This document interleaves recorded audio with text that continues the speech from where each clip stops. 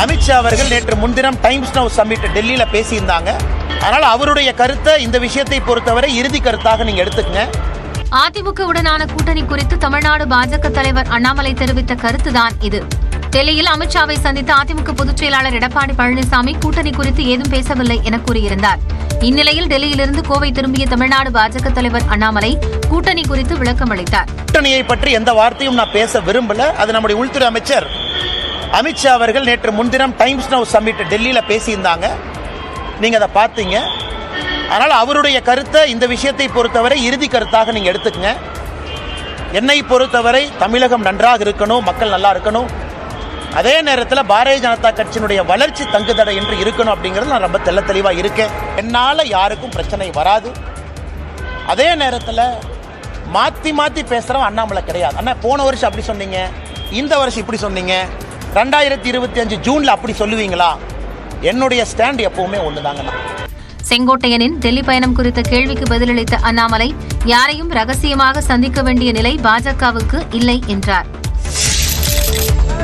கட்சிக்குன்னு ஒரு நடைமுறை இருக்கிறது. எந்த வேலை யாருக்கு கொடுத்தாலும் அந்த வேலையை நாங்க செய்ய போறோம். தற்போது உள்ள தம்பி அண்ணாமலை உழைத்துக் கொண்டிருக்கிறார். எங்க கட்சிக்கு இப்போ ஒவ்வொரு மாநிலமாக அறிவிக்கப்பட்டிருக்கிறார்கள். அதனால தலைவர் நிச்சயமாக அறிவிக்கப்படுவார்கள்.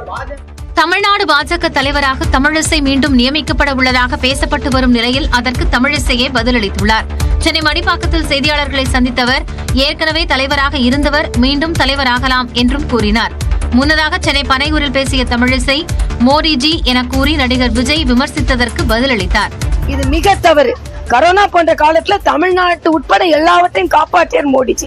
விஜய் தம்பி இப்படி பேசுறது தம்பிஜி, விஜய்ஜி, தப்புஜி அப்படின்னு வேணா நான் சொல்லலாம்.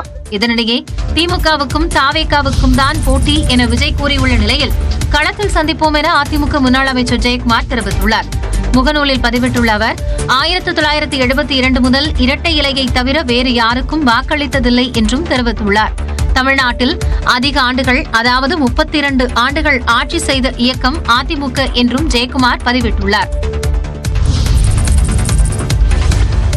அதிமுக பொதுச் செயலாளர் எடப்பாடி பழனிசாமியுடன் கருத்து வேறுபாடு நிலவி வருவதாக கூறப்படும் நிலையில் மூத்த தலைவரும் முன்னாள் அமைச்சருமான செங்கோட்டையனுக்கு ஒய்பிரிவு பாதுகாப்பு வழங்க மத்திய அரசு திட்டமிட்டுள்ளதாக தகவல் வெளியாகியுள்ளது. பாஜகவுடன் கூட்டணி இல்லை என்று அதிமுகவினர் தொடர்ந்து கூறி வந்த நிலையில் அக்கட்சியின் பொதுச் செயலாளர் எடப்பாடி பழனிசாமி திடீரென டெல்லி சென்று மத்திய அமைச்சர் அமித்ஷாவை கடந்த 25ஆம் தேதி சந்தித்து பேசினார். அந்த சலசலப்பு அடங்குவதற்குள் அதிமுக மூத்த தலைவர்களில் ஒருவரான செங்கோட்டையன் கடந்த 28ஆம் தேதி டெல்லி சென்று மத்திய அமைச்சர்கள் அமித்ஷா, நிர்மலா சீதாராமன் ஆகியோரை சந்தித்து பேசியதாக தகவல் வெளியானது. எடப்பாடி பழனிசாமி கூட்டணிக்கு இணங்காவிட்டால் செங்கோட்டையன் தலைமையில் ஒருங்கிணைந்த அதிமுகவை உருவாக்கி 2026 தேர்தலை களம் காண பாஜக காய் நகர்த்தி வருவதாக கூறப்படுகிறது. இந்நிலையில் மத்திய அமைச்சர் அமித்ஷாவுடனான சந்திப்பின் போது தனக்கு பாதுகாப்பு வழங்க வேண்டும் என செங்கோட்டையன் கோரிக்கை விடுத்ததாகவும், அதன் அடிப்படையில் அவருக்குள்ள பாதுகாப்பு அச்சுறுத்தல்கள் குறித்து மத்திய புலனாய்வு அதிகாரிகள் உள்துறை அமைச்சகத்திற்கு அறிக்கை வழங்கியதாகவும் கூறப்படுகிறது. இந்நிலையில் செங்கோட்டையனுக்கு ஒய்பிரிவு பாதுகாப்பு வழங்க உள்துறை அமைச்சகம் முடிவு செய்திருப்பதாக தகவல் வெளியாகியுள்ளது. செங்கோட்டையனுக்கு ஒய்பிரிவு பாதுகாப்பு வழங்கவிருப்பதாக தகவல் வெளியான நிலையில் அதற்கும் அரசியலுக்கும் தொடர்பில்லை என பாஜக மாநில தலைவர் அண்ணாமலை தெரிவித்துள்ளார். மாநில அரசு ஒருத்தருக்கு செக்யூரிட்டி கொடுக்க தவறும் பொழுது மத்திய அரசு ஸ்டெப் இன் பண்ணலாம். அப்படித்தான் நான் பாக்குறேன். அதனால மத்திய அரசு யாராச்சும் ஒருத்தர் கொடுக்கறாங்க, அதுல ஒரு அரசியல் காரணம் அப்படின்னு யாராச்சும் கற்பிக்க நினைத்தால் அதை நான் இந்த நேரத்தில் மறுக்கிறேன். செங்கோட்டையனை விட எடப்பாடி பழனிசாமிக்குத்தான் அதிக பாதுகாப்பு தேவைப்படுவதாக அதிமுக செய்தி தொடர்பாளர் வைகை செல்வன் குறிப்பிட்டார்.